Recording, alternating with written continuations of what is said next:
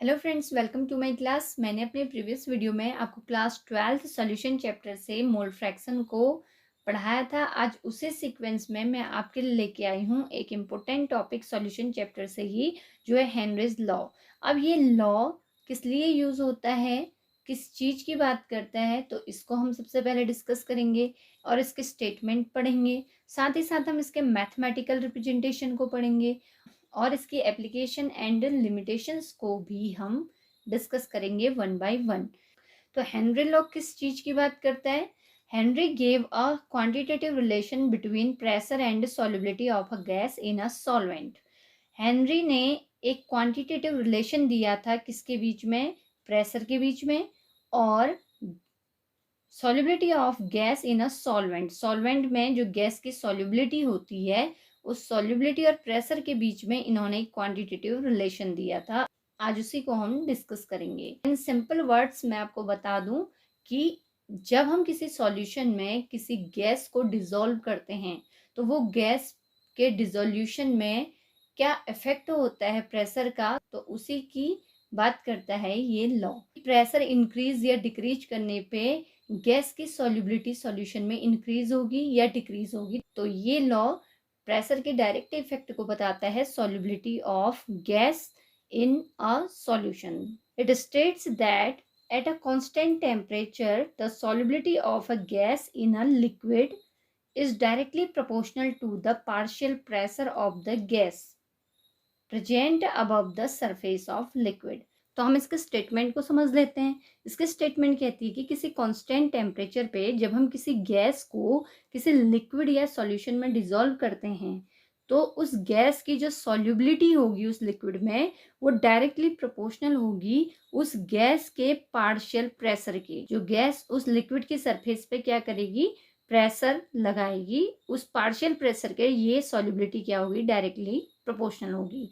तो इसका सबसे बेस्ट एग्जांपल हमारे कोल्ड ड्रिंक्स हैं। जैसे कोल्ड ड्रिंक है, कोल्ड ड्रिंक में मेनली मिलाई जाती है CO2 गैस।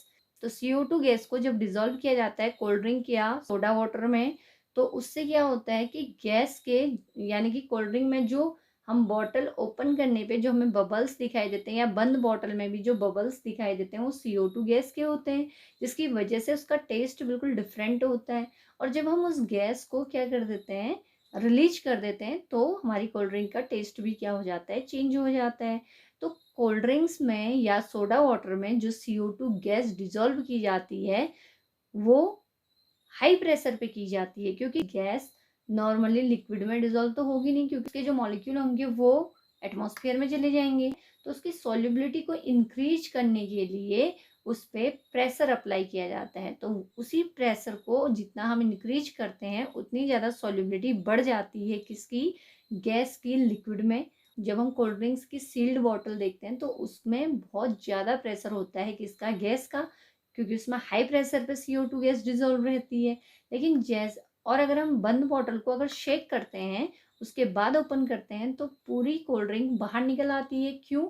क्योंकि गैस लिक्विड में पूरी तरीके बहुत ज़्यादा अमाउंट में सॉल्युबल होगी, जिसकी वजह से पूरा लिक्विड जो है वो गैस के साथ कहाँ आ गया? गैस के मॉलिक्यूल के साथ। बॉटल ओपन होते ही प्रेशर कम होने के कारण पूरी लिक्विड, पूरी कोल्ड ड्रिंक कहाँ आ जाती है? बाहर गिर जाती है। इसीलिए जब हम बिना शेक किए बॉटल को ओपन करते हैं, तब भी कुछ झाग बाहर निकलता है, तो वो CO2 गैस ही होती है, जो लो प्रेशर होने की वजह से, क्योंकि बॉटल के अंदर का प्रेशर बहुत ज़्यादा है और एटमॉस्फेयर का प्रेशर उसके कंपेयर में कम होने की वजह से जो CO2 के मॉलिक्यूल्स हैं, जो CO2 गैस है, वो क्या हो जाती है? एटमॉस्फेयर में उस लिक्विड के साथ आने लगती है, क्योंकि वो उसमें डिजोल्व है। तो ये इसका एग्जाम्पल है। मैथमेटिकली हम इसको रिप्रेजेंट करेंगे, pressure P is directly proportional to M according to this statement। हमने कहा जो amount of solubility of gas है, उसको हम M से इंडिकेट करेंगे। तो ये उस गैस का मास हो गया जो हमने क्या किया है? डिजोल्व किया है किसमें? लिक्विड में। और P हो गया उस गैस पे जो अप्लाइड प्रेशर है, वो pressure is directly proportional to mass of gas. तो डायरेक्टली प्रोपोर्शनल का मतलब ही यही है कि प्रेशर इंक्रीज होगा तो गैस का ज़्यादा मास उसमें डिजोल्व होगा, और प्रेशर कम होगा तो गैस का जो डिजोल्व मास होगा वो भी क्या होगा? कम होगा। तो कई सारी बुक्स में आपको स्टेटमेंट चेंज भी मिलेगी। जो मैंने यहाँ पे मास ऑफ गैस लिया है, इसकी जगह आपको मोल फ्रैक्शन ऑफ गैस भी दिखाई देगा, तो वो मैंने आगे लिया है मैथमेटिकली। तो यहाँ पे अगर हम प्रोपोर्शनल हटाएंगे तो प्रोपोर्शनल हटा के यहाँ पे कांस्टेंट आएगा, जिसको हम कहेंगे हेनरी कांस्टेंट।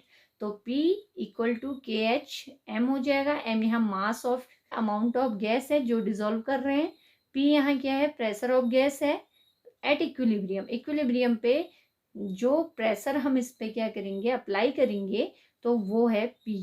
और के एच यहाँ पे हो गया हेनरी कांस्टेंट। तो इस तरीके से हम इसका मैथमेटिकल रिप्रेजेंटेशन करेंगे। Suppose the mole fraction of gas is dissolved in solution.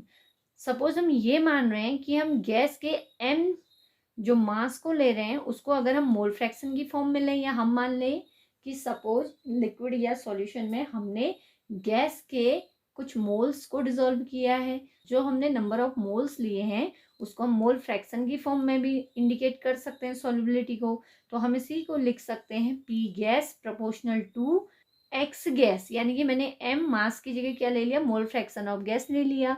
Statement यही रहेगी, लेकिन थोड़ा सा चेंज होगा, यहाँ पे हम मोल फ्रैक्शन के प्रोपोर्शनल कर देंगे प्रेशर को।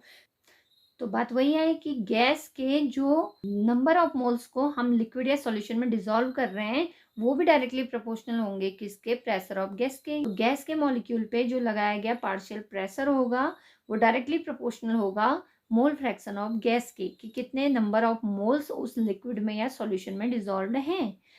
तो यहाँ पे भी हम प्रोपोर्शनलिटी कांस्टेंट हटाएंगे तो हमारा हेनरी कांस्टेंट आ जाएगा के एच, बाकी एच सच ऐसे ही रहेगा, where x equal to mole fraction of the gas. तो यहाँ पे अमाउंट ऑफ सॉल्युबिलिटी को हम किससे इंडिकेट कर रहे हैं, मोल फ्रैक्शन से, कि कितने नंबर ऑफ मोल्स गैस के हम डिसॉल्व कर रहे हैं। इसको मैंने ऊपर मास की फॉर्म में दिखाया था कि कितनी अमाउंट गैस के हम डिसॉल्व कर रहे हैं, और उसी सॉल्युबिलिटी को अगर मैं नंबर ऑफ मोल्स में ले लूँ तो हम इसको मोल फ्रैक्शन की फॉर्म में ले लेंगे। तो सेम ही है, कंफ्यूज नहीं करना है। कहीं पे आपको ये स्टेटमेंट मिलेगी कि गैस पे जो लगाया गया प्रेशर होगा वो अमाउंट ऑफ गैस जो डिसॉल्व होगी उसके डायरेक्टली प्रोपोर्शनल होगा, और यहाँ पे हम उसको सॉल्युबिलिटी को मोल फ्रैक्शन से इंडिकेट कर रहे हैं। तो यहाँ पे हम m की जगह क्या ले लेंगे, मोल फ्रैक्शन ले लेंगे। तो अब इसी इक्वेशन को आगे बढ़ाते हैं। तो partial pressure of gas equal to Henry constant into क्या है, मोल फ्रैक्शन ऑफ गैस। अगर हम मोल फ्रैक्शन ऑफ गैस निकालेंगे तो P अपॉन क्या हो जाएगा, के एच। तो हेनरी कांस्टेंट आ जाएगा प्रेशर के अपॉन में। अब यहाँ पे अगर हम P को कांस्टेंट कर दें तो P यानी कि पार्शियल प्रेशर अगर हमारा कांस्टेंट हो जाए तो हम इसको लिख सकते हैं मोल फ्रैक्शन ऑफ गैस या solubility of gas is directly proportional to 1 upon K H. तो इस फॉर्म में हम इसको लिख सकते हैं। अब इससे क्या रिलेशनशिप आ रही है डायरेक्ट, कि जो सॉल्युबिलिटी होती है गैस के लिक्विड में वो हेनरी कांस्टेंट के इनवर्सली प्रोपोर्शनल होती है। अभी हेनरी कांस्टेंट की एक न्यूमेरिकल वैल्यू होती है, तो जिस गैस के लिए ये हेनरी कांस्टेंट की वैल्यू जितनी ज़्यादा होगी उसकी सॉल्युबिलिटी उतनी ही कम होगी, क्योंकि ये एक दूसरे के इनवर्सली प्रोपोर्शनल है। तो के एच की वैल्यू अगर डिक्रीज करेगी तो सॉल्युबिलिटी क्या करेगी, गैस की इंक्रीज करेगी। तो ये एक दूसरे के इनवर्स होंगे। Hence the solubility of gas decreases with increasing the value of K H. जैसे जैसे के एच यानी कि हेनरी कांस्टेंट की वैल्यू इंक्रीज होगी वैसे वैसे सॉल्युबिलिटी ऑफ गैस क्या होगी, डिक्रीज होगी। अब यहाँ पे मैंने एक नोट लिखा हुआ है, डिफरेंट गैसेस हैव डिफरेंट के H values at the same temperature. कभी भी सभी गैस के लिए के एच की वैल्यू सेम नहीं होगी। सेम टेम्परेचर पे जो हेनरी कांस्टेंट की वैल्यू है वो डिफरेंट गैसेस के लिए डिफरेंट डिफरेंट होती है। ये कभी भी सभी गैसेस के लिए सेम नहीं होगी। ऐसा क्यों होता है, the value of K H is depend upon the nature of the gas, क्योंकि जो हेनरी कांस्टेंट की वैल्यू है वो डिपेंड करती है नेचर ऑफ दी गैस पे, गैस की प्रकृति पे निर्भर करती है कि गैस का नेचर क्या है। अब यहाँ पे मैंने कुछ एग्जांपल लिए हुए हैं, ये हैं कुछ गैसेस और ये हैं इनकी हेनरी कांस्टेंट वैल्यू। तो CO2 की हेनरी कांस्टेंट वैल्यू होती है 1.67, ऑर्गन की होती है 40.30, O2 की होती है 34.86 और N2 की होती है 76.48। तो ये कुछ गैसेस हैं जिनकी 298 केल्विन पे के एच वैल्यू ये गिवन है।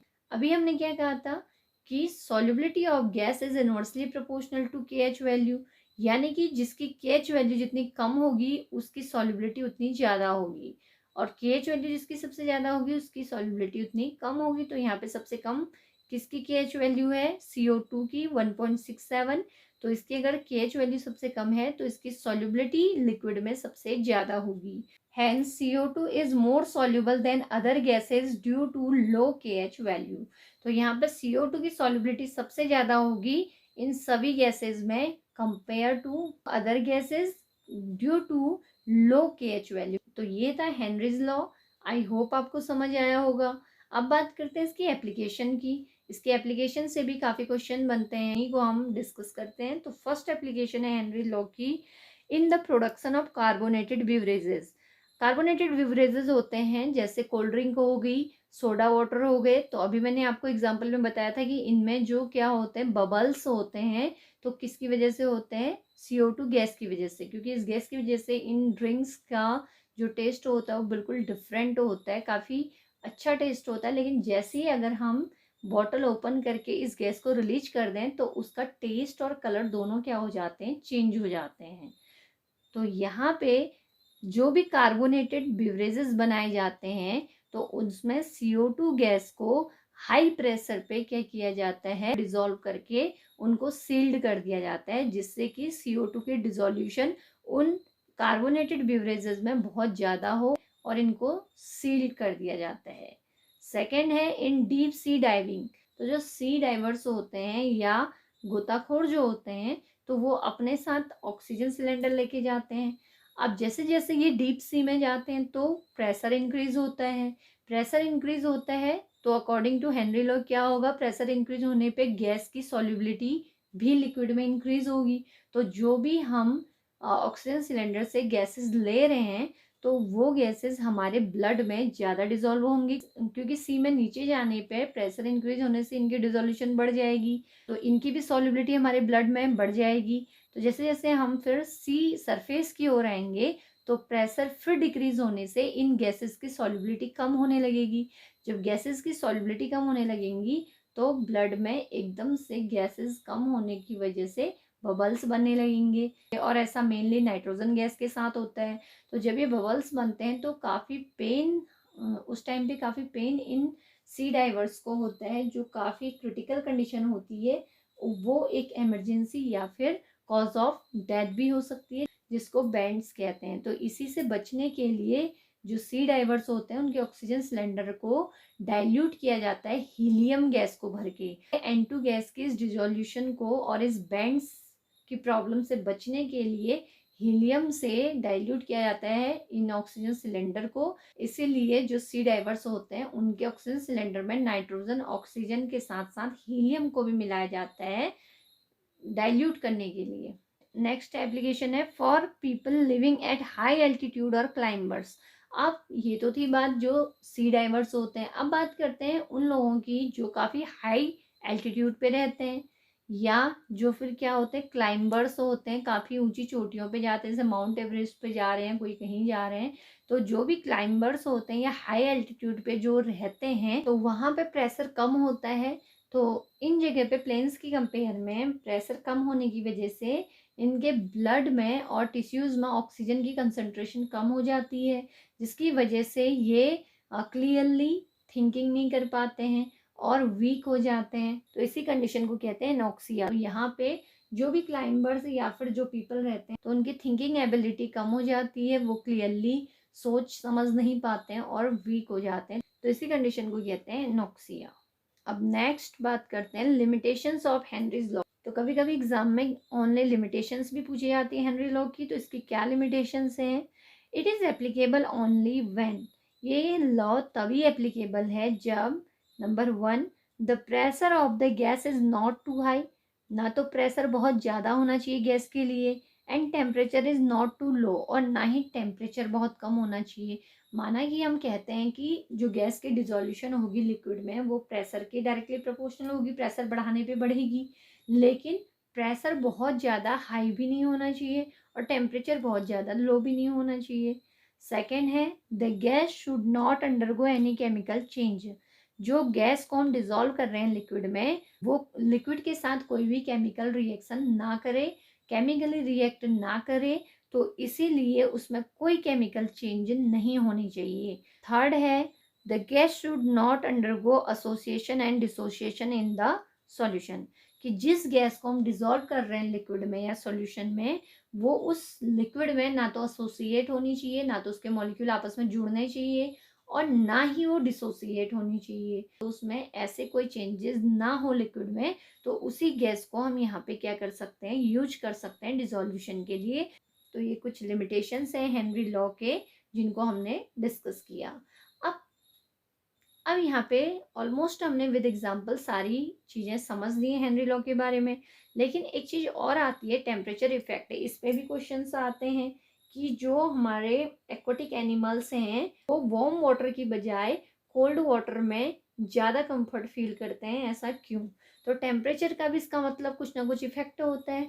तो इसका आंसर ये है कि जैसे जैसे वाटर में टेम्परेचर इंक्रीज होगा, तो वहाँ पे O2 गैस जो डिजॉल्व होती है, जो एक्वाटिक एनिमल के लिए क्या है, नेसेसरी है, उसी की वजह से एनिमल उसमें क्या है, जिंदा है। तो अगर वाटर वार्म होगा, उसका टेम्परेचर इंक्रीज होगा, तो उसमें O2 की डिजोल्यूशन कम हो जाती है, क्योंकि O2 के मॉलिक्यूल की काइनेटिक एनर्जी बढ़ जाती है, जिससे वो वाटर सरफेस को छोड़ के निकल जाते हैं। तो उन एक्वाटिक एनिमल्स को क्या होगी, ऑक्सीजन की कमी हो जाएगी, और टेम्परेचर कम होने की वजह से इन गैसेस की काइनेटिक एनर्जी, इन गैसेस मॉलिक्यूल की काइनेटिक एनर्जी कम होती है, इसकी वजह से ये वाटर में ज़्यादा अवेलेबल होती है O2 gas. So we can say that कि अगर हम टेम्परेचर इंक्रीज करेंगे तो गैसेस की सॉल्युबिलिटी डिक्रीज होती है, किसमें, लिक्विड में या सॉल्यूशन में। ये जो हम रूल देते हैं कि टेम्परेचर इंक्रीज होगा तो सॉल्युबिलिटी डिक्रीज होगी O2 की या अदर गैसेस की,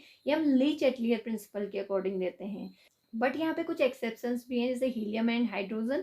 ये तो इन दो गैसेस के लिए अगर हम टेम्परेचर को इंक्रीज करते हैं तो इनकी सॉल्युबिलिटी भी इंक्रीज होती है। कैसे? क्योंकि ये जो है एंडोथर्मिक रिएक्शन को शो करती हैं। जब भी हीलियम और हाइड्रोजन को हम लिक्विड में डिसॉल्व करते हैं तो इनकी जो हीट होती है वो क्या हो जाती है, एब्जॉर्ब हो जाती है। तो हीट एब्जॉर्प्शन की वजह से टेम्परेचर हम जितना इंक्रीज करेंगे, इनकी सॉल्युबिलिटी भी लिक्विड में उतनी ज़्यादा क्या होगी, इंक्रीज होगी। एक्सेप्ट दिस, तो एक्सेप्ट दिस जो अदर गैसेस हैं, उनके लिए अगर हम टेम्परेचर को इंक्रीज करते हैं तो वो एक्सोथर्मिक होती हैं। तो इसीलिए टेम्परेचर इंक्रीज करने पे उनकी सॉल्युबिलिटी कम हो जाती है, किसमें, लिक्विड में या सॉल्यूशन में। तो ली चैटलियर प्रिंसिपल के अकॉर्डिंग हम टेम्परेचर इफेक्ट को यहाँ पे समझाते हैं। तो आई होप आपको ये टॉपिक समझ आ गया होगा। अगर इससे रिलेटेड कोई भी डाउट्स हो तो प्लीज़ आप मुझे कमेंट कीजिएगा।